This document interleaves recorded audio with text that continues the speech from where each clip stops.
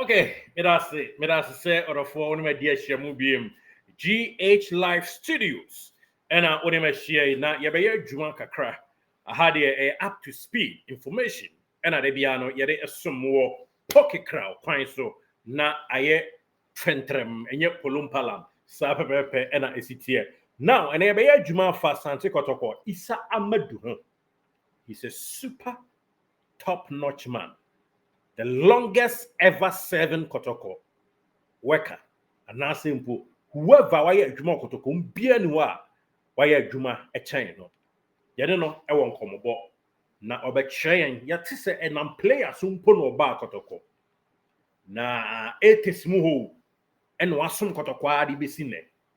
Na ne komobo na ba beto aso. But ansana no. Me ba cho ye won ho dey dey be ma. You can stay.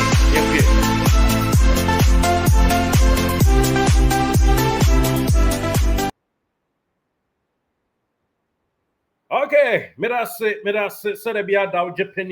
na odi bibia isiame e GH Live Studio. Afei na woni ade ahia mu a ahanom yema Ghana Sports and Sports bia. And for that matter the address here Pakopan Palace. Asante Kotoko ahen boboa no ene de nsempa ni nyina Asia. Opesa woni edi nkomofa Kotoko ho. And our just to be efa Ghana agudie kwan so a WhatsApp here on +1 716 7871300 na yenye juma na yemfanto animo. Yes, Isa Amadu yane no won komobo aye ba beye sisi aho adwuma ma wo no ache kwan ofa so ba Kotoko. Who is he? And of course niama wa choke nipo no ma ye adwuma odo e wo Kotoko. Sisi e papa ni aba be bo no ho komo. Yes, Asante Kotoko equipment officer. Ono na da screen so no. Na de tiene se oye nipa obrane ho ase. Obo adwumaden etesmu oton ena one Kotoko asoma besi samri na fei ena bosompo ayi pumakwa mu a enei wo kwa akoye equipment officer edema the Black Stars of Ghana. Yeah, afei na aduru ne so na yebo Okolopes abaso Isa Amadu Okoronko aka Okolopes teams mienu pe e wo wiase na Okoronko pe. Yes, teams mienu pe 5th May ene na woda men kan years no count is o chimia kuto de be bomino na bro Okoronko ababu ni papa of Fox FM no ne ho dene Okoronko nya gro oba na odo uti ahye wa ha obabu trim kuto sa Okolopes we nipa se we mama we nipa brutal na mani ajam Okoronko se ne when your Black Stars not na okwakoye djuma still obeya djuma Kotoko. Yes, alongside Batman, yes, obeya djuma Kotoko asaya djuma Black Stars. Enti Isa Amadu Okolopes ni time wo wiase nyina osom Kotoko. Kese pa no the Liverpool attack to walk to bi. Yes, the new equipment officer for the Black Stars of Ghana. Or no NSI equipment officer for Sante Kotoko. Pepe and a city. Na yemi so Okoronko a day and Okoronko ya a day and Oba Kotoko. And I'm why so and Oko Lopez Oba Kotoko. Oko boy komo and I'm why so na be PMO Kotoko. Na me enton ka yes no fear cut down memory lane. Will be a history there where historians at teacher radio soon I want to tell them more. I mean a true player and a man me ba Kotoko. As Kwache Kotoko former player na oni Jude Bramo town say omo be the famous young for be kai pa Jude Bramo Shamakui say 1990 no but Isaac so we true Kotoko born was starting from coach I Ashtown coach Kotoko and no boy two out the Kura Kotoko under 20 yes that am ni su middle of 80s mo hono no ti as a the NT ama me team be equipment officer Kotoko ne say Kotoko no first Isaac na obokotoko na boss no na egu ni fie because na cricket na Kotoko e training cricket na Kotoko e training no eno no ben Ashtown ufra in fie ho na e ba fie ho na enwa nti na empanyfo decide say ono no na omo de boss be ma na ye de e de akugu fie nti ono so age sim Kotoko na obo na o say adwuma cultural center Kotoko sade no koto adwuma mo fe enye ne na football na satam na enye professional na ya amateur nti no na utimi ye adwuma no wasan ye den abobo no nti na Isaac no Kotoko fo de ne bi mu ye adwuma obruwe cultural center no ne banks nti Isaac ono de culture me to Mr. Ochre ɛna na ɔhwɛ under 20 so nti ɔmo panyin ɔno onyamfa ne case ɔno so aka baabi to ɔde Isaac kɔ adwuma mu ɔkɔkyera nti ɔmo pon awia na under 20 best at 3 ni bɛyɛ 1 nti Isaac bɛdi kan de abi ball na maye na yɛ bɔ ɛde nam kwan mu saa de kɔ cricket nti ɔmo bɛ training yɛ bɛbɔ tere ansa na mpanyinfoɔ no bɛba nti na mpanyinfoɔ no so abɛyɛ training nti ɔmo pon a bɛyɛ no nsia mu ɔno yɛ san agyegye ball no ne yɛ bɔ saa de kɔ nti area boys tie de akwala a wopɛ bɔ abɔ na ya dum se bra beji ball na ye de boko Kotoko training grounds nti no ye dɔɔso bebiri na ye so na ufiri fie na kɔ ne fie nti memini akwala nso na misisi ne ne mama no nti tru eno na medi nya chance na medi Kotoko achi wa na mo kɔ camp na de me kɔ hɔ ebi am kɔ school kra na wo so mba yeti na ne ye dwane ne ya ba fie ne ya ba fa ball no nti Kotoko team gazette se Kotoko na obi nkwala no so wonya opportunity na wodi akire nti na emane ye mede nti ye kwa bia mentene me ho kra nko school ni ye nti ye kwa ye pon na ya basa kakra saa nti do a meja ahoko ba me kwa ada me ko bia de omunum se ye True Isaac nti no ye nkola ye Kotokofo nkola nti didimu a na nipa de benyini kakra e na ono so nya promotion na obo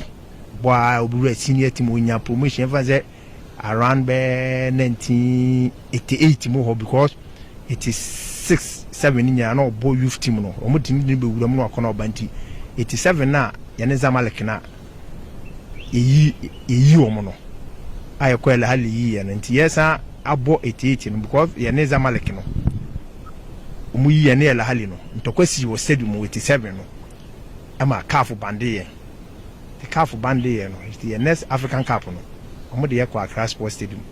nti Isaac making the debut wo African Cup no 88 na ne FC 105 Gabon Accra Sports Stadium tie share FC 105 2 ne tie so yakwa Gabon no ono mo fi share 2 ne no mo de penalties eyi yen nti no there one FA president bi 89 no the kaipa we say na Ghana teams in perform ewo international match nti 1989 ya mo competition CAF competition bi anu Ghana team bi anu obobi to bi aka se big boy a esi no hu na nya no kole nti 1990 no say ato oxen ana obisa e no ye ne se 1 year na ya tena fie no ye de atoto ye ne mayi nti na Kotoko energy league no de bono 89 no nti na we say represent Ghana na house so na ye den etoso nti ne house mi no nti ebo Champions League Africa de African Cup de Champions League na house so ball winners cup no ye Confederation Cup no ti nyina titari mu nti 1990 nti league no ne house e preswa nti semi finals asana Kotoko ko film ye nya saga bi JSK ya jama ya shobe kaya ye show mo ha wan mo ko shi tunde na ko ba news ko ba se ajama ni twi suru kuwa na e kire ko ba se nya no korenti na ne house fo ndi ya show mo ne ko kam ju wo mo se ajama ye nti 1990 mu hono na Isaac during house G league no na yeso ye G FA Cup nti ko ba de na ya mbo 89 na ye ball 1990 no ye boy de ni duru semi finals ba house for the quarter finals na mo club African Tunisian club bi ene yi wo mo ti yeso semi finals na JSK yi nti no FA Cup no house G league nti ne house boy na e ko duru finals amuti jude ya wa 3 Lucas ni evision nti no hwe ya Kotoko that am na ogla na tournament na match chichim the league no FA Cup no guarantee there Jude Branya ebia card nkonko na Kotoko tworo koma FA say Jude Brasu 3 card na wanya no FA enchire mu the FA na ntimi anchire mu yi na Kotoko so nim say Jude Brambu mran so nti final match no ya ne house no na ye de no ko boy na a share house 4-2 our class posted in the GFA Cup in the following half 6 months later and half we put as say you wish one qualified player and they finish say your bobo on win or mu put as in the finish then after the match no sorry and omu put as say 6 months later and FAC ye D4 Enfa Cup no say na cup aye Kotoko the following half G League 1990 na ye GFA Cup no omu na ya show maje tin the following year no kwa no ye the Winners Cup no akobo ya sa could defend the title no ama eno first coach Malik na Asfati Yaniga in Burkina Faso ene no mushia e ti ko Wagadugu no mushia wanne na omo ba ha na yeso ye den ye so mo ne no mo de penalties eyi enti coach Malik na ne coach Asfar no Burkina Faso de be yi Kotoko ti ni 6 months na obaka je fa cap ne mbra na Kotoko na cap ne de se wo jema ha se yi because ye no ye di kan de den akọbọ ade no kwampo de represent Ghana wi nti sa asa Ghana ne wo ne se ya je FA Cup ne fa FA ne de na no kan ba cap ne de o mantima me je secretariat sai o secretariat na wadu mo no te ho meda sa yi suma players no yes I 19 metima ka kire won ne se azikwache de sene da musisi ya ko me na na misisi ne me na na me bibia nti cap ya je afiri obi de e de ne ho meda ne cap ne nti FA no nti sa FA Cup ne se me nsema me tie de me njintum se ha sa je FA Cup se ne yo because no yeah boy am I din calf no so no anko am I can say a disqualify Kotoko say enyo na J cap no e wo Ghana ene ode akwakobo nti ho no sa asem kakra me no maken amafo kwa dwudwum ne ehwe say enya qualify say FA Cup ene J ya nti enu nti azikwache no na ode mi wura Kotoko mu sa data me na yididi o machi yakọ mo kam ti mi senior de akwasifo su kaposi wono omo na na ye adwuma no na ba panyini pa na efe ne sapon wona na ye adwuma yi tadwuma ne de se obi a ye dɔɔso bebre boy ebi di kofitola atomo ne ye dɔɔso ne osmo boy bi kwalse ne finish amokui ne ye bebre na ye kɔ camp honom kɔ ye kɔ ne sisi players ne ne mama omo so se de ne didi wo hoye bibia anti player bi su ni mo bi akwala bi otimi di na chiko but wo kɔ na akwala akwala papa de a utimi ka won ti nye ne ya ase ene ewi ase ne fa 77 players a ene bi abaya akwala bi wo ha te sa that time ne de ne nye yize sa wo kɔ akora be find ne difficult pan se na ubenya team na tie dia tie ewura baasi mu kura kekese de ko stadium a eno te se de wadi loto no nti enu amu nti sapon eya na sapon ye se wa retire na de kaposi ye den efi secretariat e ko share sapon anan ewo sa zone bad me sadan mo de na omo no de ye mpanyinfo damprane mo omo na control affairs wo secretariat na omo na ye sa ndwuma no se equipment officer na ye kanu che ye panyini pa na Mr. Dan wo na ase we team manager ase we property manager nti na ndi fani room ti bibia wona na da no nti wona na hwe akwala ai bi obetima ka se bia bi di team na chi na be hwehwehwe ne ma no so nti sapon ko ye no mo de akwasifu su ko share ho ta akwasifu su wona na kofitola na ono so wo ne nyina na ye ko ho ba ka posi ni nipa ni yetwa ne ka nti ye didimu na Mr. Dan so na yere Sister Vera nyame va Mr. Dan krenti na e wa ashtown ye ne ono so na net nti na oba ho ti tu Isaac di me koka ho no na adwuma no so mpanyimfo na Mr. Dan mo na da na ono so ye ne Sister Vera nti ye ya na obaba ho no so hu se me akwala pa nti na nti be 5 mu ba bi George do time no na ti ne ekoti ni nto obi wo Akuapem Mountains ho no ba bi manfe area ho na Mr. Dan de me kan ho ko bi ti no mu na George do ka so se yi sa mo di akwala ye no mo ko benti ni yen starting ye de ntwa ne ka ene je pe kakra mai na ididi akira officially na ebeye se Kotoko mpanyifo na agye atum se we de akwala ye na de kone de sa time no na ye yi nti me baba machi kakra no nti 1990 no ye wie sa league na ha se je no nti be start in 91 ye je league no nti 91 no mu no ye bo no Upper West Heroes bisi maso kwadu de sa Upper West Heroes no mu league no nti no mu hia no mu wa ti maso na ne modern bo no e kon kan pa nti mpanyifo de o mani hwe no nti no ye ko African Cup no a me se Burkina Faso no ye de eyi free mo no Winners Cup no nti na league ni match no ya santi free Burkina ba na omo fa ho no mo bo sa a standing match no mo ba e ti ho no kwa go omo hye kwa maso kwadu na hye e nkofo no de no ti game no bo wan so nti omo ba home ti ni return league no so ba ha be hye go nti wie na mpanyifo fa no ti na ze de aye nkwala na ye wutim no nti ono so ba unfortunately no Ashtown ho eno yede ne betena ye nti area ho na nti na se azikwa che maso kwadu nyina omu nyina me no omo ana na mo ana omu yisum nti me na misi omu nyama ye bibia nti maso ye de oba ye no beto ne ye nkwala na ye som no. Okay, Oko Lopez ena wote se wama ye gist kakra no ne nkomo de no uni Kotoko kra no do transia obedi Kotoko achi Oko Kotoko encyclopedia nyasem kuma ena Ghana football encyclopedia obma emma date onhwe paper bi aso oso wo kan ba na ne so ti se movie no odi boy ti a che Isa Amadu Oko Lopez anase Okoronko oye nipa papa nyankopon nkoso nhira no na onto ne nkwanem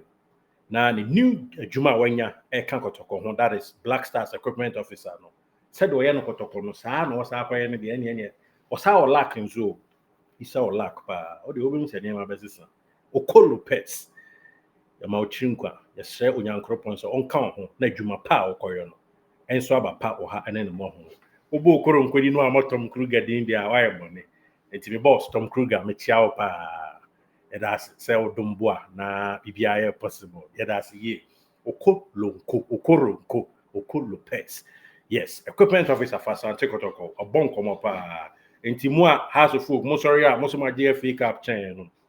in the books of Okoro. Dear, now we are bully your boy FA cap. We add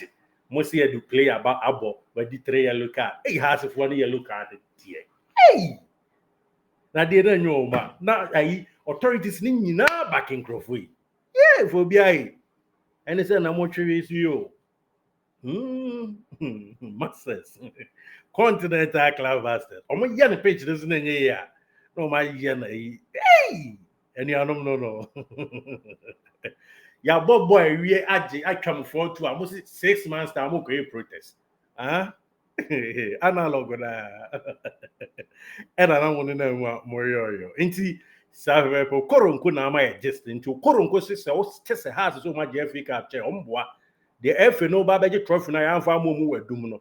eno e no mde aka ho so much bi chair no omoboa ye ntum ade a Jacob Africa ma asfai ne ga ofa Malik Jabe ade panitis abeyi okumase ye kwhye omo wa no so be se ai ya omo hye wa ne so hye no mde panitis abeyi na wo se mo sa beje ho ka party bi da into koronko true offer Isaac Kwache eno di na chine ne Kotoko osomsom pa unyamfa so pa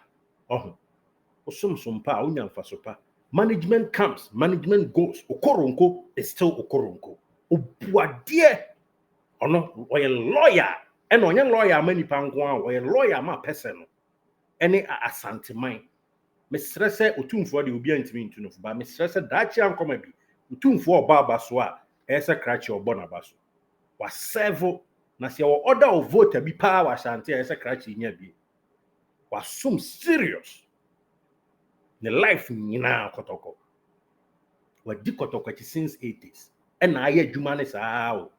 nti ono management bi ba no e toto pa ba otra na onim ni nyina ofafo na e ba ye nyina no ka ho nti nya sem kuma Okoronko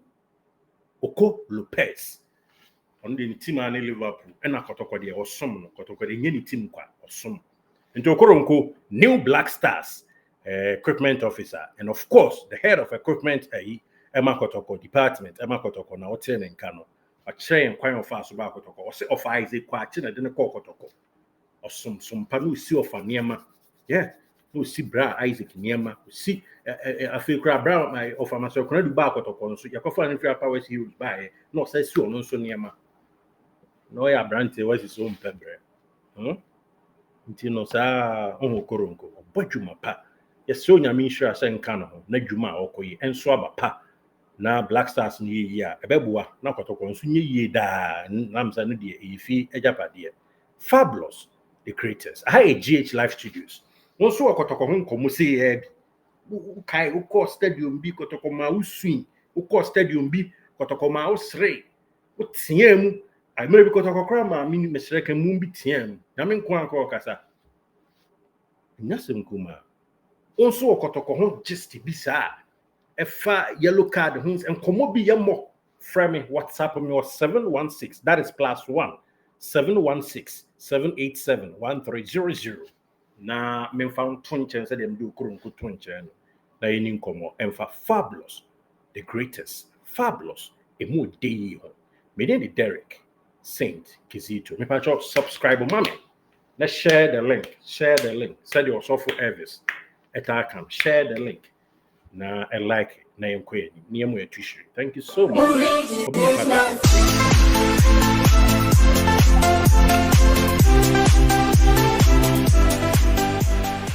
Did you enjoy that? There's so much more, so why not hit subscribe?